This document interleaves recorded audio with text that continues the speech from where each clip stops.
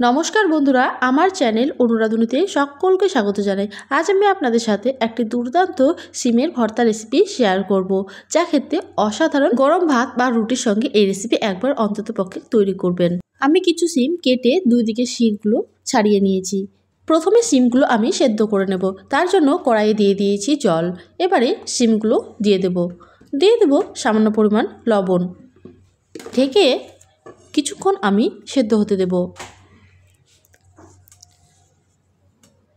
ঢাকনা খুলে দেখব সেদ্ধ হয়েছে কিনা। আমার সিমগুলো একবারে পারফেক্ট সেদ্ধ হয়েছে। এবারে সিমগুলো আমি জল ঝরিয়ে নেব।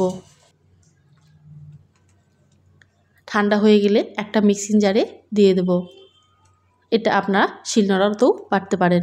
দিয়ে দেব কিছু পরিমাণ ধনেপাতা, দিয়ে দেব কাঁচা লঙ্কা আর কয়েক কোয়া রসুন।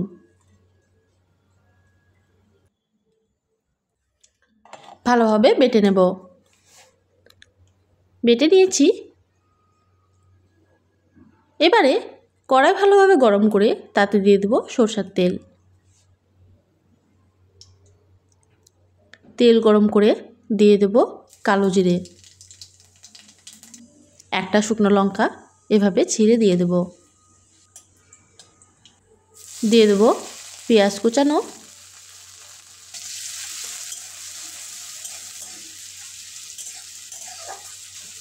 দিয়ে দেব হলুদ গুঁড়ো। পেঁয়াজটা লাল লাল করে ভেজে নেব।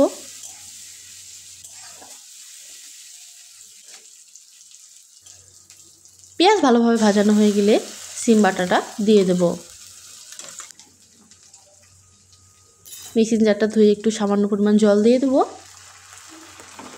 নাড়তে থাকতে হবে যতক্ষণ না নিচে লেগে যাচ্ছে। বন্ধুরা, আমার এই সিম ভর্তা রেসিপি যদি আপনাদের ভালো লেগে থাকে তাহলে ভিডিওটাকে একটা লাইক করবেন, বাড়িতে ট্রাই করে কমেন্টে অবশ্যই জানাবেন, আর চ্যানেলটাকে সাবস্ক্রাইব করে পাশে থাকার অনুরোধ রইল। স্বাদ মতো লবণ দিয়ে দেব।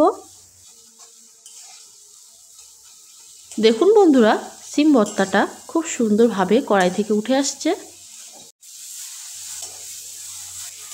আর বেশি ভাজবো না, না হলে নিচে লেগে যাবে। সিম ভর্তা একেবারে রেডি, তুলে নেব। সরষের তেল উপরে ছড়িয়ে দিয়ে গরম গরম ভাত বা রুটিতে পরিবেশন করব। আজ তাহলে এই পর্যন্তই। আবারও ফিরে আসবো কোনো এক রেসিপি নিয়ে। ভালো থাকবেন, সুস্থ থাকবেন। ধন্যবাদ।